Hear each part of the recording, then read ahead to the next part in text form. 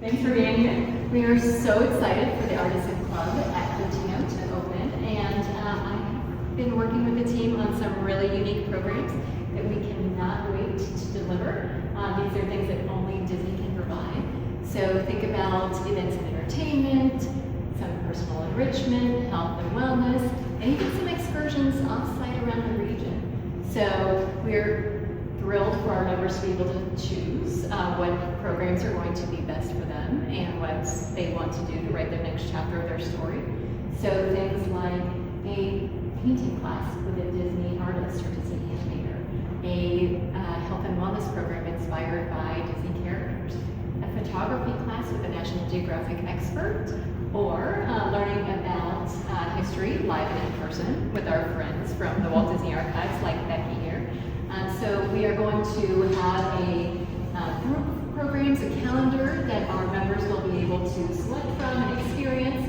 And as we get to know them a bit more, we're going to start tailoring those offerings to make sure that everything is relevant for them.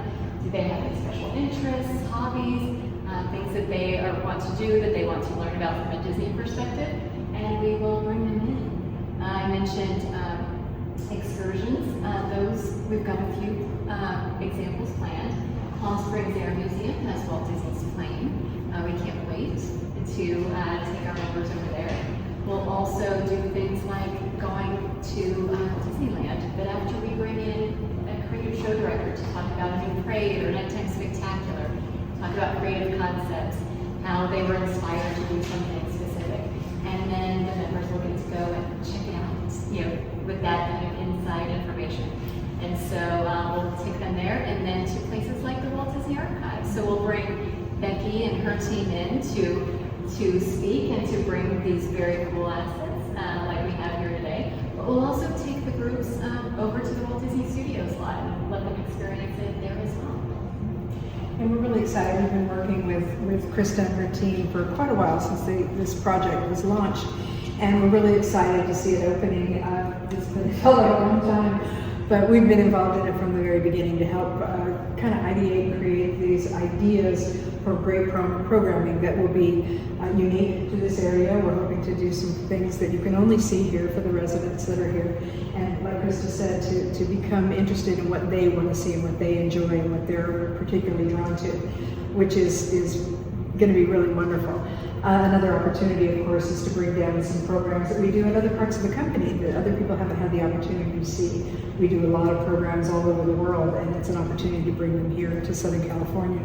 Of course, I love to talk about Walt Disney himself, and his connections to this area are very broad. Walt started here in the 1930s. He came down here and built a home here in 1948. It was really important to him. This was one of his happy places, his laughing places. He loved to come down here to get away from the stress of the studio, to relax and to kind of rewind and re-energize.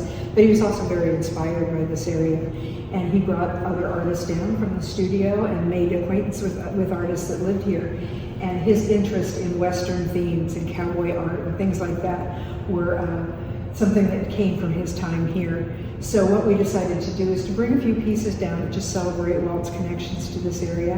There is, this is a temporary display for today to share with all of you, but there's going to be rotating series of exhibits here in the member services lobby. Member services lobby. So there's a little exhibit there, so make sure you see that before you leave. But our team is going to come down and bring rotating exhibits for the residents here to enjoy and to share with their guests.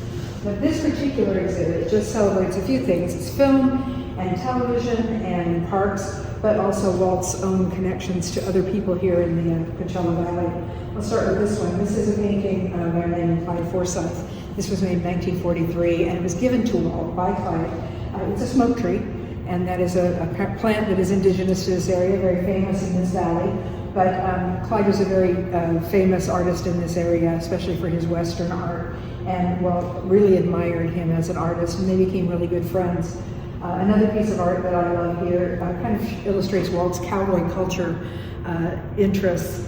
When in 1941, Walt Disney and a group of his artists went down to South America at the behest of the government to do a kind of a goodwill thing, and so they decided to make a film about South America and culture, and it ended up being a film called Saludos Amigos. While he was down there, Walt Disney met a very famous Argentinian painter named Molina Campos, and they got to be friends. Campos was very excited about meeting Walt, and a few years later, in 1943, he came to visit Walt at the studio, and he gave him this painting to commemorate their meeting. And so it's a lovely kind of caricature of their meeting, and he called it Pals, which I thought was very cute.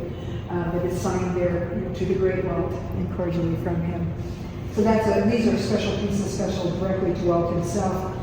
This is a lobby card from the film True Life Adventure. It's called The Living Desert. The Living Desert was shot in several desert locations in Arizona and here in the Coachella Valley. So it was actually shot here by Walt. And that film won an Academy Award. For the film came out in 1953, and the Academy Award was given in 1954. And so that has a very, very direct tie to this area. Mickey Mouse Club, of course, is a television show. It started in 1955, and they had a talent roundup day. Walt Disney loved the Western theming, and he did a lot of Western-themed films and television shows. But of course, Spin and Marty, which you see there on the cover of Mickey Mouse Club magazine, and the Mickey Mouse Mouseketeers performed in Western gear. And the little boots there were worn by Doreen Tracy, who's one of the main Mouseketeers. And this is a hat from one of the kids on the show. This piece that is pretty banged up, it's what's left really of the Frontierland stagecoach. That was a piece, that was the very first attraction that was built for Disneyland. And they built it up at the studio, and we have photos of Walt driving it around the studio lot. And this was taken down, of course, to Disneyland prior to opening, and it was something that you could ride on in Nature's Wonderland, as well as pack mules and the mine train and the Conestoga wagon and all kinds of things there. Sadly, it was made out of wood. It didn't survive the last 70 years, as well as some of our other pieces, but pieces of it were given to the Walt Disney Archives when it had to be destroyed. And so we have this signage from it. We also have a wagon wheel and a door from the original stagecoach.